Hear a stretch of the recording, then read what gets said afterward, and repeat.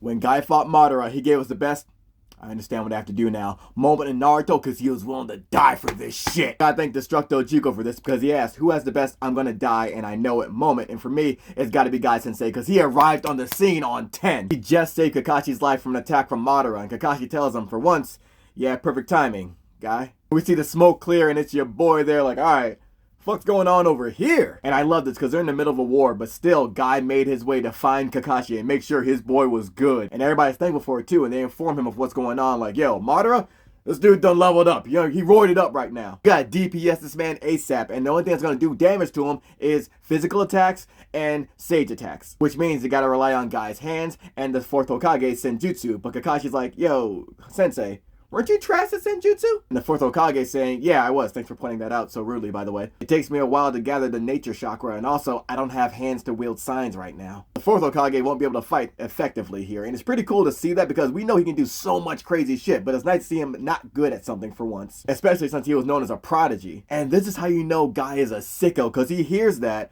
okay, realizes, okay, this is Madara. This is the guy that's been killing everybody. The guy that's been doing a one-man war in this 4th grade ninja war. The man everybody shook of. The dude that stepped to the first Hokage, the ultimate Uchiha, who has just achieved the Sage of 6 Paths. He knew all of that and then jumped forward with a smile on his face saying, so what you're telling me is, it's showtime. All my man wants to do is throw hands and he don't give a fuck who it's against. I'm sorry, what? This dude over here talking about showtime like it's the Apollo, like he's on a New York City subway. This is a sick shinobi over here. And you already know what he's about. He has those 8 inner gates and he says, yo, let me bust that 7th gate open right now. Cause it's time for the blue beast of the leaf to let go. Meanwhile, Madara's like, yeah, bring him out, bring him out. It don't matter who you got though. You all pebbles to me. You're not even fit for my rock collection. Yeah, I geology on the side. What of it? Guy busts that gate open and that blue vapor starts vaping. Everybody shut the fuck up except Madara because he sees it like, alright, he's doing the 8 inner gates, but he's bringing out blue vapor against me? He insults me. He's just doing one gate before the gate of death? Nah. That's disrespect where I come from. You better show me that blood gang vapor. But Guy ain't trying to hear that because he's ready to rock. And he gets up in Madara's face and it starts swinging. But Madara's able to dodge all these attacks. Guy out here doing crazy footwork. We ain't seen him get it like this in a minute. He's changing levels, switching angles, but Madara's able to just keep dodging. Keep in mind, the 4th Hokage, he's been dead for a while. So he's seeing Guy, this kid he knew, is seeing him bust out the 8 gates. Madara's bobbing and weaving. So Guy's like, alright, let me bring out the afternoon tiger. Tries to hit him with a long range attack. Madara's able to dodge the attack and get some distance between them. And you know, opening the gate, it tires Guy out and he's laid out right now. Madara sees that and sends a black sphere in order to attack. So now the 4th Hokage, Kakashi, alright, the guy get ready to go and save Guy. But Rock Lee is already on it. He comes in,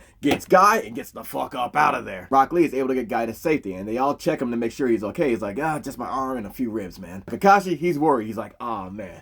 Yo, if your taijutsu, which is our only hope, doesn't work out, we done. This dude is way too strong. Guy tells Kakashi, hold on. Too soon to throw in the towel, yo. Don't rule out the taijutsu just yet. Kakashi's like, what are you talking about, man? And Guy's like, nah, yo, come on, man. You know what I'm about. This springtime of youth, baby. And everything we wish won't come to pass. But the things we must do, those always begin with a wish. Just like all those times I challenged you. Kakashi's face changes because he knows that real rap that Guy's spitting right now. And Guy tells him, yo, I ain't bluffing when I tell you this shit right here. And Kakashi's like, nah. You don't mean what I think you mean. Guy's telling him, yeah, you know I do. He tells Kakashi the end has come for the Leaf's blue beast. It's time for that red beast to emerge. Let me tell you something. Anytime in anime you see someone talking over their shoulder to someone behind them, they dead serious. You only talk over your shoulder when you talking that real shit. And right now, Guy's fucking spitting. And the 4th Hokage is like, whoa, you are wilding right now. Nobody wants that. Not even your dad would want that. Guy's like, nah, you're right. But I want that shit. Come on, man. I never seen someone that locks on to this shit like a pit for fate like this man right here. Rock Lee looking at him like, hold on. You telling me it's time? This man undoing his flak jacket like, yo, don't look at me like that, man. Come on, this time you sit back and enjoy the show. He once told Lee when he was young, yo, become strong so I can sit back and enjoy the show. And now he's telling him the inverse of that, like, yo, just watch what I got in store. And then we see this quick glimpse of Guy's father giving Guy the same smile that he's giving Rock Lee. Then do a flashback to Guy in his youth, and he always talked about how he was just like Rock Lee. When he was younger, he didn't have any talent for ninjutsu or genjutsu, just like Rock. All he had were these. We see him on his dad's shoulders looking for his name, trying to see if he got into the ninja academy to become a genin, but it's not there. He didn't pass the test. So then he starts doing his self-rule, like, okay, if I do 5,000 laps around this academy, then I'm gonna join the academy. They'll take me. He's even got a little banner behind him as he's running and shit too. His father sees that, but he's like, nah, man, you doing it all wrong. But also the Hokage at the time, the third, Hiruzen sees it as well. Guy's father, Dai, tells him, yo man, you can't think of doing the work like, oh, if I do this, then I'll get this thing I want. Nah, that's a wish. Look, you gotta put a rule on yourself to help you overcome a difficult situation. That way, even if you fail, it keeps you disciplined and it makes you stronger for your next obstacle. And even if you make it halfway, no one can find fault with your determination. This is where Guy's self-rule comes from his dad. Now, what you need to know about Guy's father, Dai, is that he's called the perennial genin. He's made fun of because dude's an adult and just a genin. Never made it to a chunin or even a jonin. So those higher up than him see him as a fucking joke. They're making fun of him like, oh wow, you're out here training with your son. Alright man, okay. And Guy's like, yo, you out here making fun of my dad in front of me? Nah man, he steps to them out of respect for his father, who just shrugs it off like, alright, whatever, thanks for encouraging me. Even though he knows they're being sarcastic. But Guy ain't with that shit. And this dude is only 5 years old trying to take on these grown men and they lay into him. And then Kakashi shows up and Kakashi breaks everybody down. We see just how vicious Kakashi is as a 5-year-old. My man didn't ask any questions. He saw a guy on the ground and said, oh, it's time to get busy. Like for real, this kid is ruthless, knocks dude out with a 3-piece, sees dude on the ground, runs over and just kicks him in the face. And he looks at Guy and he's like, after all that shit they said about your dad, you couldn't even land a punch on him? I'm disgusted. And he walks off to his father, who was standing there watching the whole thing go down. I'm sorry, that's fucking wild work. The white Fang of Kohana saw this going down and sent his son to do his busy work. My man was watching like, yeah, beat their ass. That's my boy. Now Guy's in the hospital and his father Dai comes and visits him. Guy's thinking about the folks that keep making fun of his dad, saying, oh, he thinks he's in the springtime of his youth, but he's an old ass man. Look at that shit. That shit's fucking sad. And his dad's always talking about the springtime of youth. So Guy asks him, when does it end? And his father's telling him, yo, it burns brightest at the end. Guy doesn't really understand and he gets upset because he couldn't really defend the springtime of youth that his dad keeps talking about. And his dad's telling him, hey man, yeah, you fight to win, but the important thing is that you fight to defend something important to you. Meanwhile, the third Hokage is deciding, all right, who's going to make it onto the academy as an alternate? And he's like, oh man, deciding these child soldiers' fate, it's really hard. And then he sees that banner that Guy was running with blowing in the wind. He's like, yeah. You know what? I like that. And he puts Guy's name on and he gets to go into the academy as an alternate. His hard work paid off. But the academy life is mad hard, especially when you got a genius in your class like Kakashi, where everything just comes easily to him naturally. And this is where Guy decides, okay, I'm going to become an animal then. He's doing push-ups, pull-ups, dips all day, every day. He's out there during recess doing laps around the fucking blacktop. He's like, all right, I'll do 700 sit-ups. If I can't do 700 sit-ups, I'll do 1,000 push-ups. If I can't do 1,000 push-ups, I'll do 500 squats. And all these other kids are just laughing at his efforts. Kakashi's walking by and not even noticing him. The guy sticks with that shit. My man's out here doing side sets. My man's out here running suicides. My man's out here punching a fucking tree trunk. And then something starts happening with Guy. He realizes, oh man, all right, I gotta do 500 laps. Oh, I'm not gonna be able to do this. Wait a minute. I'm not tired. I can do this. He's become an animal so much that he starts hitting these goals, these impossible goals he was setting for himself. And now all the other kids are noticing, oh, he's doing 700 push-ups? Yo, this kid is different. And now Kakashi even sees, oh, okay. And Dai wonders, yo, Guy, why aren't you challenging Kakashi, that kid? You want him to be a rival, don't you? So Guy sets his self-rule up like, okay, well, if I can do 1,000 laps, then I will challenge Kakashi. But he's able to do it, so he doesn't have to challenge him yet. He's starting able to hit all these goals now. And then one day when he's out training, he sees Kakashi up there climbing a mountain with one arm, which is something he still does in present day as training. He sees that shit and he's like, oh, wow. Even his father, Dai, sees it and says, okay. Dai then tells Guy, you know what, before, I was wrong. There's nothing wrong with wishing for something. Guy says, okay, I'm going to start pushing myself. If I can do 5,000 laps, then I will challenge Kakashi. And he pushes himself to the max. And his dad is there cheering him on. And he's finally able to do it. And this starts the rivalry between them. This is where Guy starts to always and constantly challenge Kakashi day in and day out. Something he still does to the present day. And Guy starts to prove, yo, I don't need ninjutsu or genjutsu to be a splendid ninja. He's going on missions. He's killing it now. He's grown up and has been recognized for his talents as a teen ninja. I'm assuming he's probably a chunin around this time, which means he's a higher rank than his dad. And then he starts being embarrassed by his father. And Guy had talked to his dad like, yo, you don't want more, man? Because while he's out there doing real ninja shit, his dad is in town, like chasing cats for the Hokage, doing all these real menial jobs. And in one embarrassing moment, he's getting an assignment from a squad leader during the third ninja war, I believe. Meanwhile, his dad's being scolded for messing up and he's begging to keep this job. And Guy's like, this is fucking embarrassing, man. He's talking with Kakashi about it. He's like, yo, how can he grovel like that in front of everybody? He doesn't get embarrassed by that? And Kakashi reminds Guy, I mean, he raised you the same way, didn't he? And Kakashi tells Guy, yo,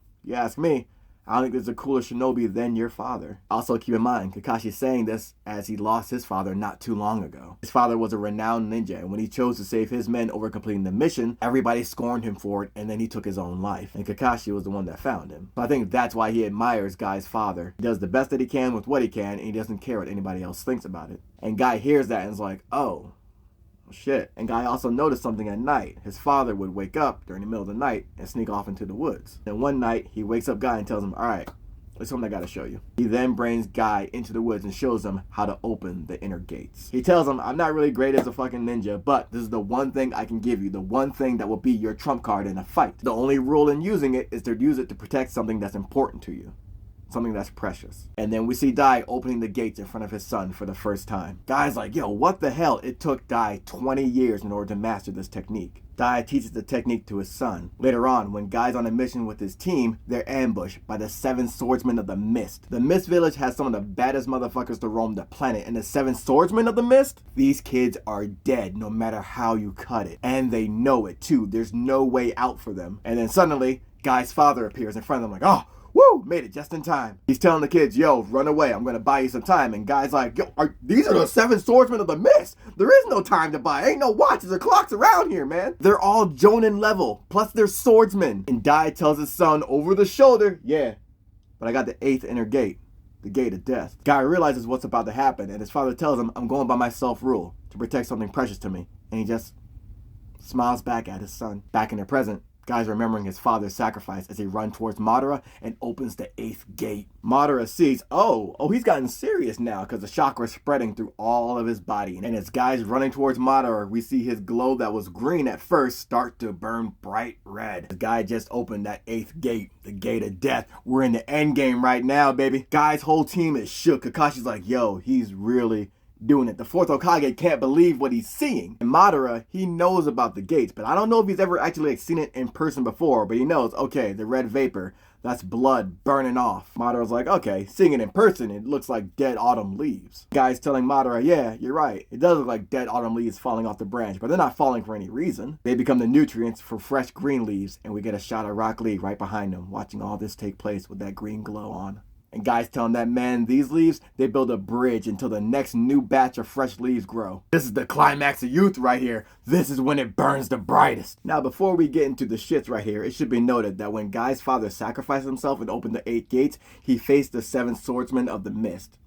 Only 3 of those motherfuckers survived. Yeah, Guy's daddy, Maito Guy, he was like that. Now you're about to see his son get it like his daddy did. Guy immediately goes to rock Madara's shit with a hard right, but he don't even have to connect with that shit. The pressure from the punch being thrown by itself is acting like an air cannon, and it's forcing Madara's hand, and not only that, but forcing him down through the ground. Madara is going through it like, yo, what is this about? This is the evening elephant attack from Guy, and he goes for a second strike, but then his arm fractures. The evening elephant is supposed to be a continuous attack, but the pain of opening the gates, and now you're opening the death gate, yo, it's unbearable. Guy's having to control all this chakra bursting through his body now. The guy says, alright, I've adjusted to the pain, ready to get back in the shit. Madara, he's on the ground. He's thinking to himself, oh wow, okay, that was a lot. My man done cracked my crown. Madara realizes, okay, if I take 4 or 5 of those, this shit's gonna be bad. I gotta keep this boy at a distance. Woo! He a real one. He gets back up and Guy starts kicking the air to close the distance. 4th Hokage realizes, hey, we gotta support this dude as he's putting that pressure on Madara. They're all gonna take care of those black spheres. They tell Guy, yo, don't stop attacking no matter what. And Guy obliges. He hits him with the technique for the hidden lotus, but this time he's just throwing punches at his head top. Guy throws it from one angle. Madara's like, alright, I can block that. Looks down, sees Guy's right there waiting, and he throws another punch and nails him across the face. Guy is crossing Madara up. Madara, he don't like that shit, so he makes a whole shield out of his black spheres and sends some Guy's way, but the team is taking care of those and Guy ain't stopping. They get those spheres out the way. Kakashi opens up that little black shield. Madara looks behind him and sees Guy coming like, oh god, not this guy again. Guy punches this man in the back through his own shield. He is killing this dude's liver, bending his fucking spine. He got Madara coughing up his own blood. Madara is on the ground and Guy, he's sitting there watching him,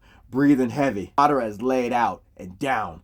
But this dude gets back up talking about, yo, I ain't get this excited since fighting Hashirama. See, Madara likes to fight too. And he's asking Guy, oh, that was a great appetizer. Let me see the main course. You got any other techniques in there? Guy's like, ah, fuck. Madara is pushing Guy to the limit. Keep in mind, this isn't a state that Guy can keep up because he is going to die. The clock is ticking. The shot clock is winding down. The sun's getting real low there, big guy. And Madara is laughing, having the time of his life. This man bleeding from the mouth like, nah, whoa, this is good. Let's keep it going. This is the only other person I've seen so excited about a fight aside from Team Guy. And Guy realizes, all right, I got one more move left. This dude gets in a sprinter stance and he's getting ready to release the next move. Night Guy. Madara is breathing heavy and he sees, okay, this dude's time is winding down. He realizes, all right, this is going to be the final attack. And Guy, he's charging up. And Rock Lee, he don't even know what the name of this move is. Gar's like, hold up, he's got something greater than that evening elephant? And Kakashi's watching this too, watching Guy go crazy. Now Kakashi remembers back to when they were kids. Back to when it was the first day of the academy and they see Guy and his father walking away from the door. Kakashi's father was like, oh, hey, looks like my son's gonna be joining the academy as well. They should be friends. Dai tells him, no, sorry, that's impossible. Kakashi's dad is like, whoa, what? I mean, that's kind of forward, man. Are you one of those helicopter parents? Kakashi tells him, no, that's not the case. He failed the exam. He's not in the academy. Kakashi's dad apologizes. He's like, oh, I just thought you were because you were standing right there. And Dai just laughs it off and says, don't worry about it. And Kakashi, we see what a little shit he is here. Because he's like, yo, I don't think that's anything to be laughing about. And his father's like, yo, don't be rude. And he's like, yo, you were the rude one. You thought he was going to be in the academy. And he's not. That's way more rude. I mean, the kid's trying to get into the academy even though he can't use ninjutsu. Yeah. Anyway, we gotta go. And as Kakashi and his father are walking away, Guy smiles, turns back and says, hey,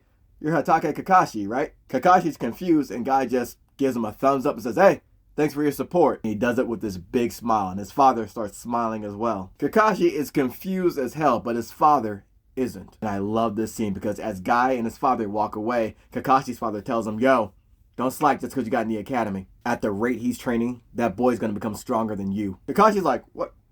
I'm trash? He then tells his son, they didn't announce the alternates yet, right? The academy's not dumb. They're watching them walk away and he tells them, you should ask that boy what his name is. Kakashi's like, but his father sees, yo, he's going to be a good rival for you. Kakashi listens to his father and says, yo, you, what's your name? Guy turns around and just smiles and says, Maito Guy. He tells Kakashi, I'm going to be stronger than anybody around. And I love this scene because for years, we've seen the point of view of Guy always trying to catch up to Kakashi. And even saying, yeah, I'm stronger than him now because I've won some of our challenges, won more of them. Even in his youth, we saw him trying to catch up to Kakashi. We kind of thought it was like a one-sided rivalry, but it's confirmed all these years later that Kakashi's father was the one that's like, yo, no, this kid's real as fuck. And told Kakashi that this kid's gonna be a great rival for you. Get his name. So it really wasn't one-sided at all. And thanks to his father, Kakashi considered Guy a rival all this time as well. Kakashi sees Guy going for his final attack, putting his life on the line. He thinks to himself, yo, Dad, it's just like you said. And we see Guy locked in like never before. His body's burning so bright you can see his veins on fire. And we see this massive dragon of chakra form around him. That shit is roaring and Madara's like, alright, yo, I'll acknowledge this chakra of yours. Of all the motherfuckers I fought, ain't nobody seeing you in taijutsu. I, Madara, declare you the strongest. Come on, man. I'm sorry. I know these dudes are fighting to the death right now, but Madara, the only one that was able to see the goddess shinobi Hashirama, just told Guy he's the best to ever do it with the hands.